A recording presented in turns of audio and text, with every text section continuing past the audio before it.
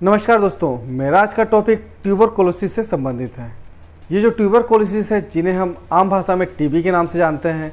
दोस्तों, ये जो टीबी की बीमारी है, इसके बारे में कई सारी ऐसी गलत अवधारणा है जिसके बारे में आज बात करना बहुत ही ज़रूरी है। तो आज के टॉपिक में मैं आप लोगों को बताऊँगा टीबी से जुड़े कुछ ऐसे मिथ और कुछ ऐसे गलत फहमियाँ और उनके सही जवाब क्या हैं, इसके बारे में आज मैं आप लोगों से डिस्कस करूँगा। तो ये वीडियो आप लोगों के लिए बहुत ही लाभदायक होने वाला है, इसलिए इस वीडियो को आप बिना स्किप किए लास्ट तक जरूर देखें। तो नमस्कार, मैं आशीष आपका स्वागत करता हूं आपके अपने यूट्यूब चैनल हेल्थ फ्लक्स में। जैसा कि आप जानते हैं कि चैनल एक स्वास्थ्य से संबंधित चैनल है। इसके अंदर आप लोगों को स्वास्थ्य संबंधित सारी जानकारियाँ दी जाती हैं, जैसे कि आपको कौन सी मेडिसिन खाना है, उसके क्या इफेक्ट हैं, क्या साइड इफेक्ट हैं, इसके बारे में बताया जाता है। साथ में कुछ ऐसे इन्वेस्टिगेशंस के बारे में बताया जाता है जिसको आप करवाते हैं तो आप अपने बीमारियों के ग्रेड के बारे में आसानी से जान सकते हैं। कुछ ऐसे लाइफस्टाइल चेंजेस के बारे में बताया जाता है जिसको आपको अपनाने से आप अपने लाइफ को और भी बेहतर बना सकते हैं। तो जो भी लोग स्वास्थ्य से संबंधित वीडियो देखना पसंद करते हैं, मेरा उनसे रिक्वेस्ट है कि मेरे चैनल को आप जरूर सब्सक्राइब करें। साथ में बेल आइकन दबा के ऑल पे क्लिक करना भी ना भूलें, जिससे मेरी जो आने वाली नई वीडियो है उसकी नोटिफिकेशन सबसे पहले आप लोग तक आसानी से पहुंच सकती है।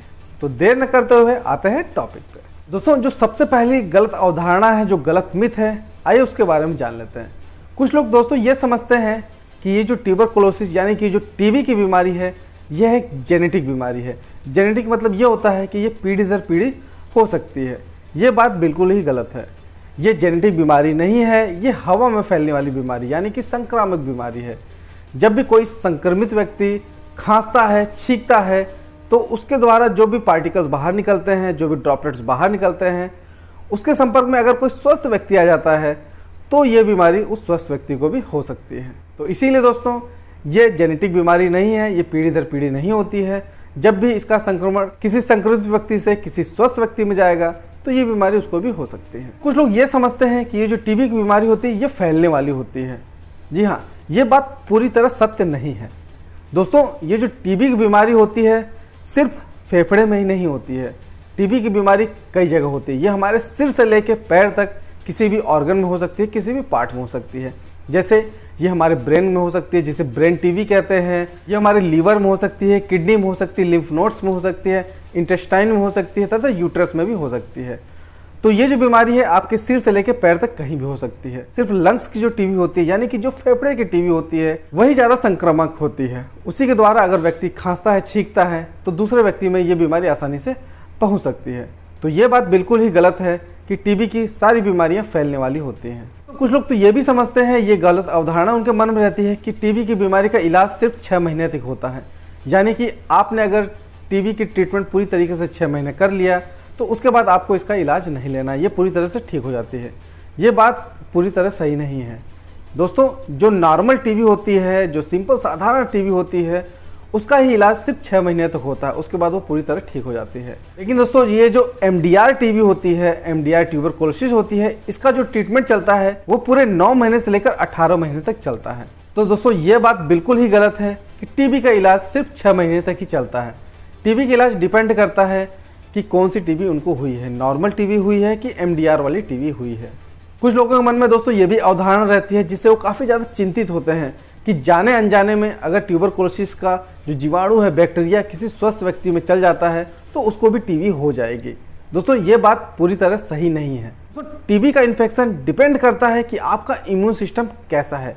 अगर आपका इम्यून सिस्टम कमज़ोर है तो आपको हल्का सा भी संक्रमण होता है तो आपको टीबी की बीमारी हो सकती है।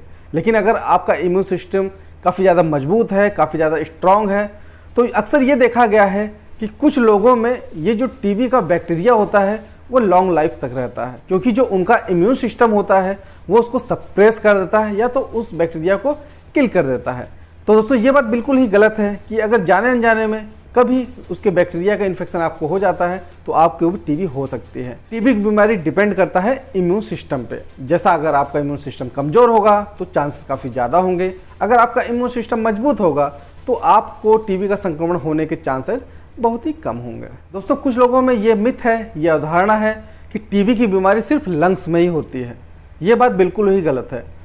हाँ, अक्सर ये देखा गया है कि 90% तक जो बीमारी होती है वो लंग्स में ही होती है, फेफड़े में ही टीबी का संक्रमण होता है। क्योंकि जो टीबी का बैक्टीरिया होता है, जो ट्यूबरकुलोसिस का बैक्टीरिया होता है, वो लंग्स में ही ग्रोथ होता है। लेकिन अगर आपकी किस्मत ज़रा सा भी खराब है तो वो ब्लड के संपर्क में आता है, ब्लड सर्कुलेशन के संपर्क में आता है, तो आपके शरीर के किसी भी पार्ट में टीबी हो सकती है। वो आपके लीवर में भी हो सकती है, आपके किडनी में हो सकती है, आपके ब्रेन में हो सकती है, आपके इंटेस्टाइन में हो सकती है, और भी कई ऐसे पार्ट हैं जिनमें टीबी होती है। लिम्फ नोड्स में भी टीबी हो सकती है। तो ये बात बिल्कुल ही गलत है कि टीबी की बीमारी सिर्फ लंग्स यानी कि फेफड़े में ही होती है।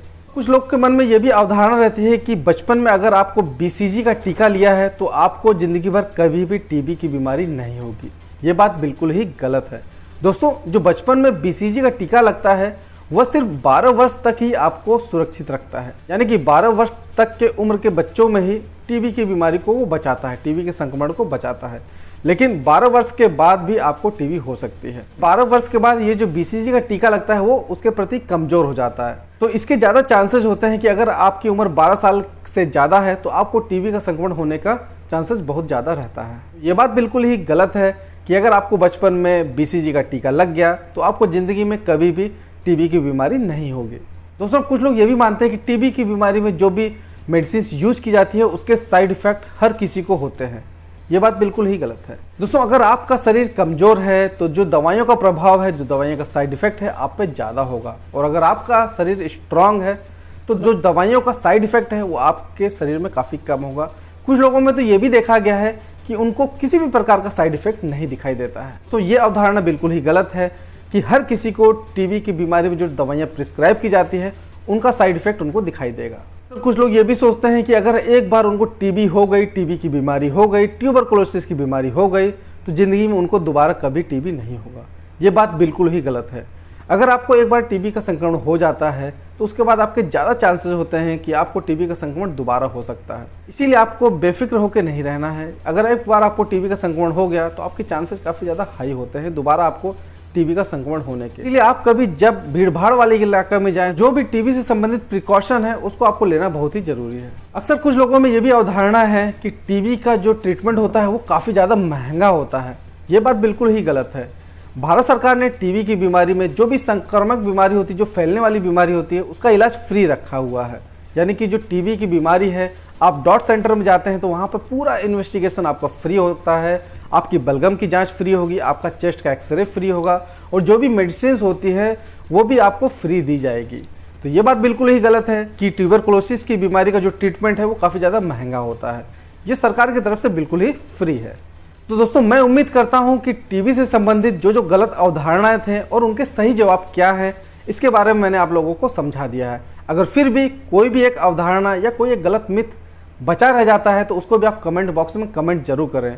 उसका जो सही जवाब है मैं आप लोगों को जल्द ही दूंगा। तो इस वीडियो को आप ज़्यादा से ज़्यादा लाइक करें, ज़्यादा से ज़्यादा शेयर करें, और इसी प्रकार से स्वास्थ्य संबंधी वीडियो देखने के लिए मेरे चैनल को सब्सक्राइब करना ना भूलें। मिलते हैं अगले वीडियो में किसी और नए टॉपिक पे। तब तक के लिए रहो हेल्दी, जियो हेल्दी। जय हिंद।